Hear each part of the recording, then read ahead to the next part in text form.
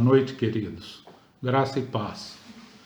Vamos dar continuidade hoje ao nosso estudo sobre maturidade. Mas antes, vamos orar. Pai querido, Pai amado, nós nos colocamos na Tua presença hoje, Senhor, para dar continuidade, Senhor, a esse estudo maravilhoso. Pai amado, coloca nas nossas bocas as palavras de acordo com o seu querer, Senhor. Trabalha em nossos corações, em nossas mentes, para que possamos ter entendimento e sabedoria para aprender mais de Ti, Senhor. É o que eu te peço, em nome de Jesus Cristo. Amém. Muito bem. Só para recordar, no primeiro capítulo do nosso estudo, vimos sobre crescimento espiritual. O segundo capítulo, vimos sobre andando no Espírito. E agora vamos iniciar o terceiro capítulo sobre o plano de redenção. Veremos agora, dentro desse tema, o propósito eterno de Deus. Vamos ver o primeiro conceito vamos ver primeiro sobre o conceito de redenção. Redenção é o resgate de alguém ou algo pelo pagamento de um preço. Deus, movido de um infinito amor e para nos livrar do pecado e da morte, pagou alto preço do nosso resgate mediante o sangue do sacrifício de Cristo na cruz. Ao estudarmos as doutrinas da redenção, qual deve ser o ponto de partida? Como nós o descreveremos? Primeiro, vamos falar sobre a criação, que é a primícia da criação, é o desejo de Deus. Em Gênesis 1, 27, 28, está o início do mundo, como Deus criou o mundo. Partindo desse ponto, toda a história é interpretada sobre um ponto de vista de governo e reino. Na concepção de Deus, o homem foi criado para governar a terra. O Pai tinha um plano de criar o homem para ser santo, para sua honra, glória, prazer e satisfação. Vamos entender o plano de Deus. Deus traçou um plano maravilhoso. No princípio, Ele criou o céu e a terra para o homem. Finalmente, Ele criou o homem, o centro da sua criação, de forma muito especial, como está em Gênesis 1, 26. E disse Deus: façamos o homem à nossa imagem, conforme a nossa semelhança, e domine sobre os peixes do mar, e sobre as aves dos céus, e sobre o gado, e sobre toda a terra, e sobre todo réptil que se move sobre a terra. Vamos frisar bem essa palavra domine. Isso já é um indício de governo. Deus, portanto, criou o homem diferentemente de qualquer outras criaturas. Em Gênesis 1, 27 diz: e criou Deus o homem, à sua imagem e semelhança. A imagem de Deus o criou, homem e mulher os criou. Somente o homem foi criado segundo a espécie de Deus. Podemos ilustrar isso usando a luva e a mão. O homem está para Deus, assim como a luva está para a mão. A luva foi feita conforme a forma da mão, para que a mão possa entrar nela. E assim Deus criou o homem, à sua semelhança e imagem, para que Deus pudesse entrar nele. Nós somos especiais para Deus. Fomos criados como um vaso. Deus, o oleiro, nos criou a imagem de Deus, para podermos contê-lo e expressá-lo. Por isso, fomos criados em 3 partes, como vimos do princípio do estudo sobre o crescimento espiritual: corpo, alma e espírito.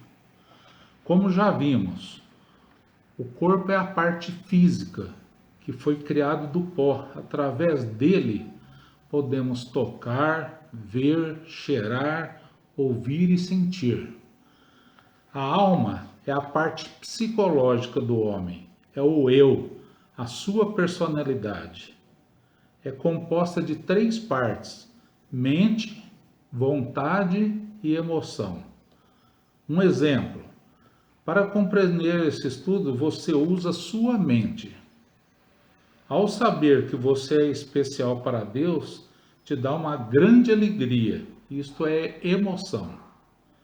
E por fim, você decide se aprofundar nesse estudo da Bíblia para saber mais de Deus. Essa decisão é feita pela vontade. A alma foi criada para podermos conhecer a Deus, amá-lo e voltar nosso ser a Ele, a fim de sermos cheios dele e ser sua expressão. Vamos falar um pouquinho sobre o espírito. É a parte mais profunda do homem, como diz a Bíblia, o homem interior, o centro do homem. É através do espírito que nos conectamos com Deus e podemos assim recebê-lo. Para a existência humana, você só precisaria do corpo e da alma, mas fomos feitos um vaso para conter Deus. Se você não o tiver como seu conteúdo no espírito, sentirá um grande vazio no seu interior. Nada terá sentido e nada irá satisfazê-lo. Deus deseja entrar no nosso espírito para ser seu conteúdo e satisfação. Precisamos aprender a exercitar o nosso espírito, entrarmos em contato com Deus, conhecê-lo e ter comunhão com Ele. Então vamos falar sobre comunhão, primeiro item.